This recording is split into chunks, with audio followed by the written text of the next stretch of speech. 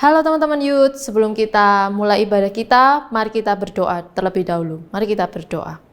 Tuhan, kami ingin bersama-sama mendengarkan akan firman-Mu, membacanya, biarlah kami bersama-sama boleh belajar akan firman-Mu ini Tuhan, dan kami percaya bahwa firman-Mu mengubahkan hati kami.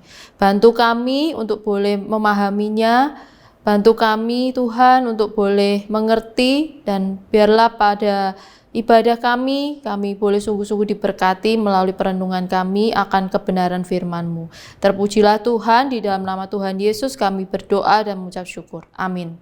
Saya mengajak kita untuk boleh membuka Alkitab kita dari Lukas pasal yang pertama, ayat yang ke-5 sampai ayat yang ke-25, kemudian dilanjutkan ayat yang ke-39 sampai ayat yang ke-45.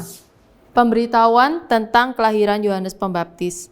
Pada zaman Herodes Raja Yudea adalah seorang imam yang bernama Sakaria dari rombongan Abia. Istrinya juga berasal dari keturunan Harun, namanya Elisabet. Keduanya adalah benar di hadapan Allah dan hidup menurut segala perintah dan ketetapan Tuhan dengan tidak bercacat. Tetapi mereka tidak mempunyai anak sebab Elisabet mandul dan keduanya telah lanjut umurnya.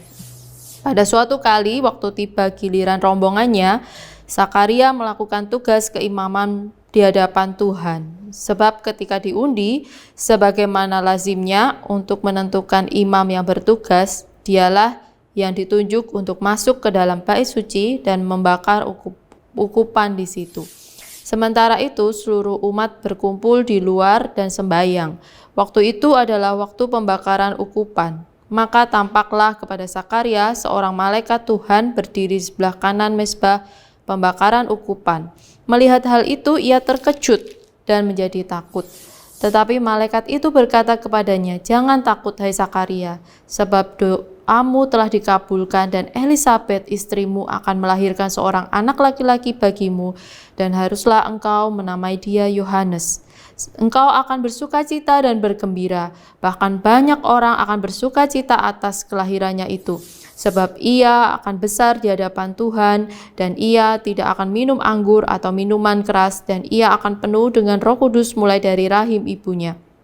Ia akan membuat banyak orang Israel berbalik kepada Tuhan Allah mereka, dan ia akan berjalan mendahului Tuhan dalam roh dan kuasa Elia untuk membuat hati bapa-bapa berbalik kepada anak-anaknya dan hati orang-orang durhaka kepada pikiran orang-orang benar.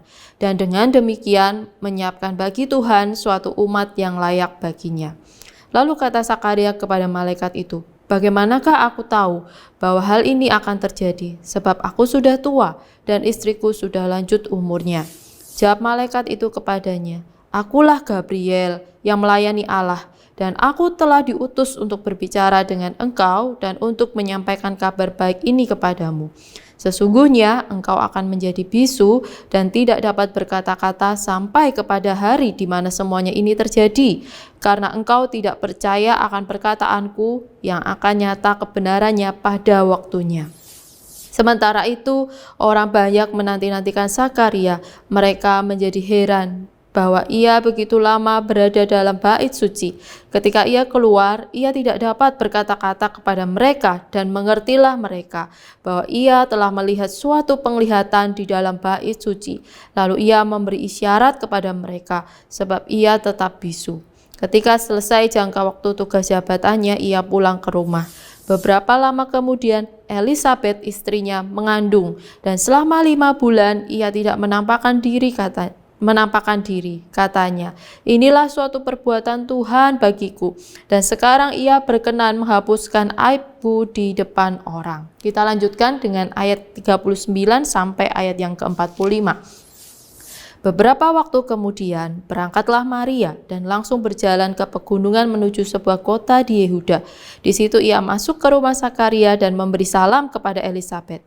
Dan ketika Elisabet mendengar salam Maria, melonjaklah anak yang di dalam rahimnya, dan Elisabet pun penuh dengan Roh Kudus. Lalu berseru dengan suara nyaring, "Diberkatilah engkau di antara semua perempuan, dan diberkatilah buah rahimmu. Siapakah aku ini sampai ibu Tuhanku datang mengunjungi aku? Sebab sesungguhnya ketika salammu sampai kepada telingaku, anak yang di dalam rahimku melonjak kegirangan. Dan berbahagialah ia yang telah percaya, sebab apa yang dikatakan kepadanya dari Tuhan akan terlaksana. Teman-teman, kita akan belajar tentang satu tema, yaitu tentang kelahiran Yohanes Pembaptis. Nah, pada bagian ini kita akan membahas 4 hal. Yang pertama tentang Sakaria dan Elisabet, perjumpaan Sakaria dan malaikat Tuhan, nubuat kelahiran Yohanes Pembaptis, perjumpaan Maria dan Elisabet. Siapakah Sakaria dan Elisabet?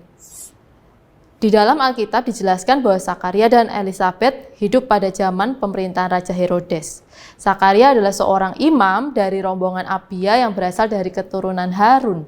Istrinya Elisabet juga berasal dari keturunan Harun. Alkitab mencatat keduanya adalah benar di hadapan Allah. Apa artinya hidup benar di hadapan Allah? Sakaria sebagai seorang imam dan istrinya Elisabet memiliki kehidupan yang dapat menjadi teladan bagi umat Allah yang sedang mereka gembalakan. Sakaria maupun Elisabet hidup dalam kekudusan. Keduanya hidup dengan sungguh melekat kepada Tuhan di tengah angkatan yang meninggalkan Tuhan pada waktu itu. Alkitab juga memberi gambaran bahwa keduanya hidup menuruti segala perintah dan ketetapan Tuhan dengan tidak bercacat. Ini berarti bahwa mereka tidak melakukan skandal dosa tertentu atau melakukan pelanggaran maupun kesalahan terhadap jabatan imam. Tetapi keduanya sungguh menjaga hidup kudus di hadapan Tuhan, melakukan perintah Tuhan dengan penuh ketaatan. Namun, Alkitab juga menceritakan bahwa pasangan suami istri ini tidak memiliki anak. Dalam kasus Elisabet, boleh dikatakan ada 2 masalah sulit dan cenderung tidak mungkin bisa memiliki keturunan. Karena dijelaskan ada kemandulan dan usia mereka yang sudah lanjut. Tercatat di dalam Lukas pasal 1 ayat yang ke-7. Jelas di sini kelahiran Yohanes Pembaptis adalah bukti bahwa Allah bekerja melampaui apa yang dipikirkan oleh manusia, dan pekerjaan-pekerjaan Allah ini bersifat extraordinary atau luar biasa karena hal-hal yang mustahil dapat dilakukan oleh Allah. Tentu kita juga mengingat bukan beberapa kisah dalam Alkitab yang serupa, pasangan suami istri yang bertahun-tahun menantikan anak, Abraham dan Sarah, Elkana dan Hana. Kali ini kita berbicara tentang Sakaria dan Elisabet. Saudara-saudara, kemustahilan apa yang sedang Anda alami saat ini? Apakah ada anggota keluarga kita yang menolak Yesus dan kurang terbuka untuk membicarakannya? Atau apakah terjadi ketegangan di tempat kerja sehingga tanpa harapan terjadi perubahan? Apakah Anda juga menghadapi penyakit yang kronis yang tak tertahankan? Apakah ada pula konflik di tengah-tengah keluargamu yang tak terselesaikan? Saudara, apapun beban atau rintangan atau ketakutan yang ada di depan Anda hari ini saya mengajak kita untuk melihat satu kesempatan yang lain, cara pandang yang lain untuk bertanya, apakah ada yang terlalu sulit bagi Tuhan? Firman Tuhan berkata, adakah sesuatu apapun yang mustahil untuk Tuhan? Kejadian 18 ayat 14. Di sini ada kesempatan lain untuk belajar kembali dan merefleksikan mungkin ada hal yang Tuhan mau ajarkan kepada kita. Kesempatan lain untuk menghadapi kesulitan itu, menghadapi hal yang mustahil itu dengan iman. Sadar atau tidak bahwa Tuhan sedang menggunakan penantian untuk sebagai sarana menumbuhkan iman kita sehingga kita dapat melihat kepada Yesus, memandang kepada Dia, menginginkan Yesus dan mendambakan Yesus. Pertanyaannya bagi kita, mengapa banyak orang mengalami kesulitan untuk mempercayai Tuhan dalam masa penantian? Saudara, kehidupan kita tidak terlepas dari budaya yang ada di sekitar kita, konteks di sekitar kita. Dunia ini menyediakan kemudahan, kecepatan. Perangkat baru terus bermunculan untuk memenuhi tuntutan tersebut dan mendorong ketidaksabaran. Manusia dibentuk untuk semakin tidak terbiasa dalam hal menunggu. Begitulah dilema kita hari ini. Sementara dunia modern ini membuat setiap upaya untuk membuat hidup kita lebih mudah, lebih cepat, Tuhan justru bekerja pada jadwal yang sangat berbeda. Dalam pikiran Tuhan, tidak ada yang salah dengan menunggu. Menunggu sebenarnya bisa menjadi kebaikan bagi kita, karena itu membuat kita semakin serupa dengan Yesus. Tuhan ingin kita belajar bagaimana mengikuti Dia, meletakkan diri kita yang suka menuntut ini. Nah, salah satu cara yang membantu kita untuk semakin serupa dengan Tuhan adalah dengan menunggu. Menunggu Tuhan adalah kebalikan dari berlari mendahului Tuhan dan kebalikan dari mencoba menyelamatkan Tuhan.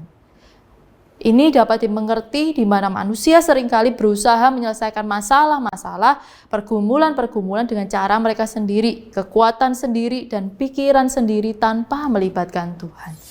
Pemazmur pernah berkata, "Nantikanlah Tuhan, kuatkanlah dan teguhkanlah hatimu.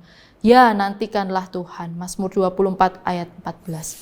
Biarlah Tuhan menjadi Tuhan dan biarlah kita meneruskan pengharapan kita kepada Tuhan. Nah, kali ini kita mau kembali kepada kisah Sakaria. Waktu itu dicatat bahwa tiba waktu di mana Sakaria melakukan tugas keimaman di hadapan Tuhan. Sebab ketika diundi, sebagaimana lazimnya untuk menentukan imam yang bertugas, dialah yang ditunjuk untuk masuk ke dalam bait suci dan membakar ukupan di situ. Sementara itu, seluruh umat berkumpul di luar dan sembahyang. Waktu itu, waktu pembakaran ukupan, maka tampaklah kepada Sakaria seorang malaikat Tuhan berdiri di sebelah kanan mezbah pembakaran ukupan. Melihat hal itu, ia sangat terkejut dan menjadi takut. Malaikat itu berkata kepada Sakaria, "Jangan takut, hai Sakaria, sebab doamu telah dikabulkan dan Elisabet istrimu akan melahirkan seorang anak laki-laki bagimu dan haruslah engkau menamai dia Yohanes." Nama Yohanes berarti anugerah dan perkenanan Allah. Seorang yang mendapat anugerah besar dari Allah sebab ia akan membuka jalan bagi kerajaan Allah yang akan datang. Malaikat itu menguatkan Sakaria yang ragu dan takut. Malaikat Tuhan datang bukan membawa pesan yang menakutkan, melainkan kabar sukacita dan mengagumkan. Lihat bahwa malaikat itu menyebutkan bahwa doa Sakaria telah didengar oleh Tuhan. Hal itu juga menunjukkan kepada kita bahwa kita perlu menunggu dengan sabar untuk Tuhan dan menyerahkan kepada kebijaksanaan Tuhan sendiri tentang waktu dan cara di mana Tuhan akan muncul bagi kita. Allah bekerja seturut dengan cara dan kehendaknya. Mungkin kita sering mengalami keadaan terjepit dan tidak tahu harus berbuat apa. Kalau boleh saya gambarkan, rasanya seperti pasukan perang yang ada di garis terdepan pertempuran dan diserbu oleh musuh. Tapi kemudian di dalam keadaan yang terjepit itu mereka mendapat kabar bahwa 1000 tank tak tertembus bergegas membantu mereka dan hanya berjarak 1 mil dari antara mereka. Dan mereka akan menolong pasukan itu sehingga mereka tidak akan kalah dari musuh. Ini adalah gambaran di mana terkadang kita merasa gagal, terjepit dan dalam situasi yang seakan memburuk. Disitulah ketika kita tidak tahu harus berbuat apa. Ketika kita memandang kepada Tuhan, Tuhan bekerja seturut dengan caranya. John Piper pernah berkata, kita perlu terjun dan menenggelamkan pikiran-pikiran kita ke dalam pemerintahan Tuhan yang berdaulat. Kuasanya yang tidak dibatasi oleh apapun.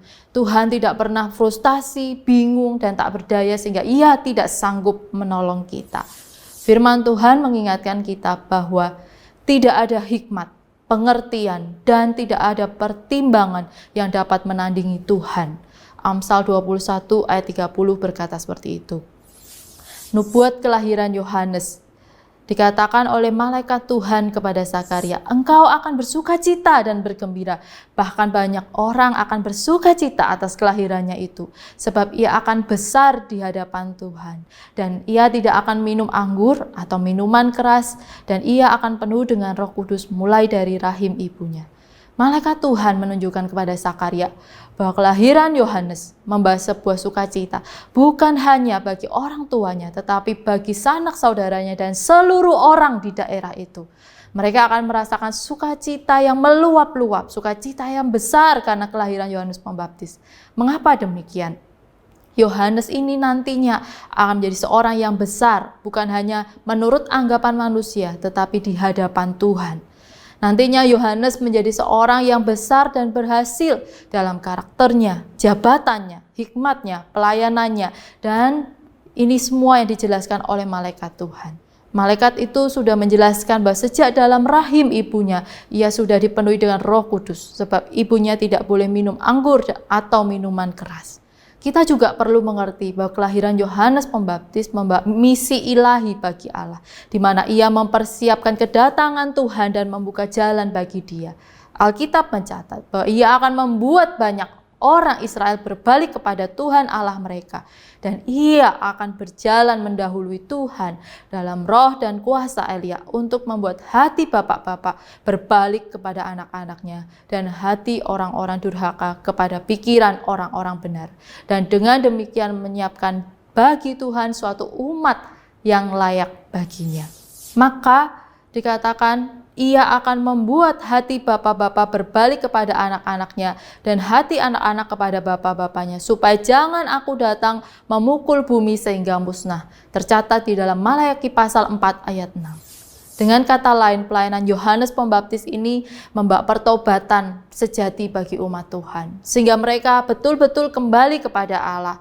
Pertobatan yang lahir dari iman yang tidak pura-pura dan yang sungguh mau hidup taat di hadapan Allah sebagai umatnya. Peran Yohanes Pembaptis ini sangat penting, di mana ia mempersiapkan jalan bagi Tuhan, bagi Mesias yang akan datang. Ia akan memberitakan bahwa kerajaan Allah sudah dekat, bahwa murka Allah akan datang, tak mungkin orang bisa melarikan diri. Seperti kapak sudah tersedia pada akar pohon yang tidak menghasilkan buah yang baik, akan ditebang dan dibuang ke dalam api. Inilah gospel koneksinya, saudara-saudara. Jika Yohanes Pembaptis mempersiapkan misi bagi Allah untuk dunia ini, maka Kristus adalah penggenapan misi Allah, di mana melalui dirinya setiap orang dapat datang kepada Bapa.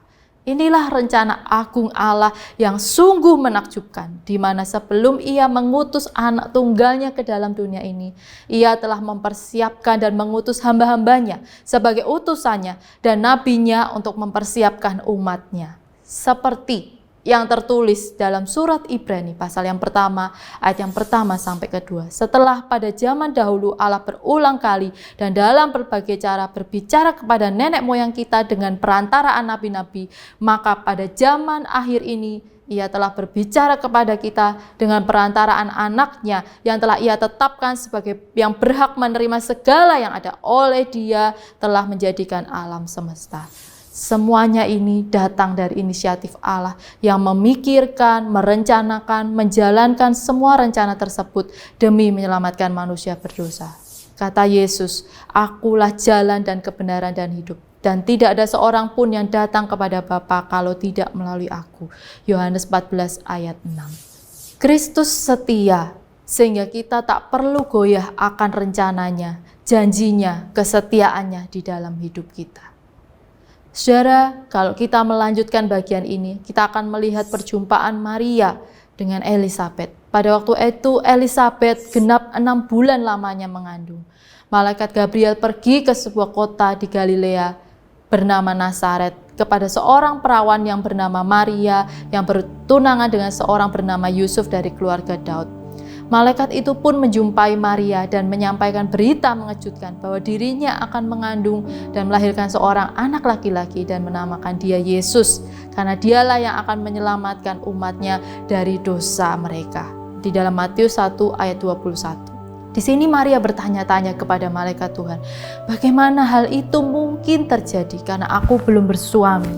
Maka malaikat itu menunjukkan kepada Maria tentang Elisabet, sanaknya.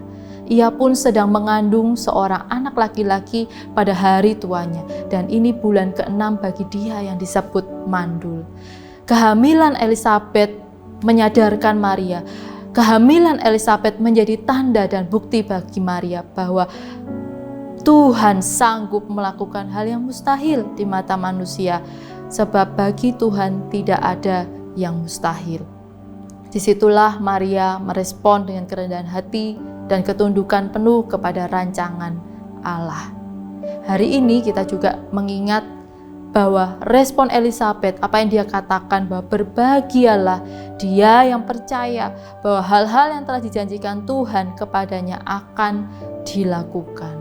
Sungguh kalau kita mempercayai firman Tuhan itu baik buat kita. Nah saudara, jika hari ini kita sedang menghadapi pergumulan dan tantangan yang sulit di dalam hidup kita, maka kita perlu kembali merefleksikan janji-janji Tuhan. Setiap perkataan firman-Nya. Kita perlu mempercayai firman Tuhan, sebab itu baik untuk menumbuhkan iman percaya kita kepadanya.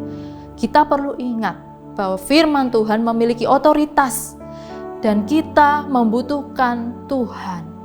Oleh sebab itu, kita perlu terus merenungkan firman-Nya. Karena firman Tuhan memiliki kekuatan yang luar biasa untuk menenangkan hati kita, membuat kita stabil, bijaksana, dan berani melangkah di tengah kesulitan hidup. Kita yang tadinya mungkin iman kita sedang rapuh, goyah, karena beratnya tekanan hidup, sekarang kita berproses kembali kepada iman yang betul-betul berserah penuh kepada Tuhan. Firman Tuhan mengatakan, jadi iman timbul dari pendengaran dan pendengaran oleh firman Kristus. Roma 10 ayat 17 mengatakan seperti itu. Hari ini jika kita tenggelam mendengarkan suara-suara di sekitar kita, itu akan menjadi masalah bagi kita. Tapi jika kita menarik diri kita dari suara-suara kebisingan itu dan kita berfokus kembali kepada firman Tuhan, maka firman Tuhan akan menguatkan kita dan memampukan kita untuk melewati pergumulan di depan kita. Saudara, saya mengajak kita untuk betul-betul mempercayai firman Tuhan, seperti kejadian Zakaria dan Elisabet, di mana Tuhan sanggup menolong mereka di tengah kemustahilan, di tengah kebuntuan, di tengah kesulitan hidup. Firman Tuhan juga berkuasa meneguhkan kita di saat kita mungkin masih menanti pertolongan Tuhan, di saat kita masih menanti janji-janji Tuhan. Kita tetap akan dimampukan sehingga kita tidak goyah menghadapi masalah kehidupan kita. Saudara, ini kabar baik buat kita. Jangan pernah kita berjalan sendiri di dalam kehidupan ini, tetapi kita terus melibatkan Tuhan di dalam setiap kehidupan kita. Biarlah Kristus mendampingi kita, biarlah Kristus menyertai kita. Tuhan Yesus memberkati. Saya mengajak kita untuk boleh tundukkan kepala kita boleh menutup mata kita dan kita boleh bersama-sama berdoa kepada Tuhan. Mari kita berdoa. Tuhan, terima kasih karena sekali lagi kami diingatkan akan firman-Mu Tuhan, bahwa kami kerap kali mengalami masalah, kesulitan hidup, kesukaran hidup yang tidak mampu kami selesaikan dengan kekuatan kami sendiri. Tetapi kabar baik pagi hari ini kami boleh melihat bahwa Kristus selalu hadir buat kami, mendampingi kehidupan kami.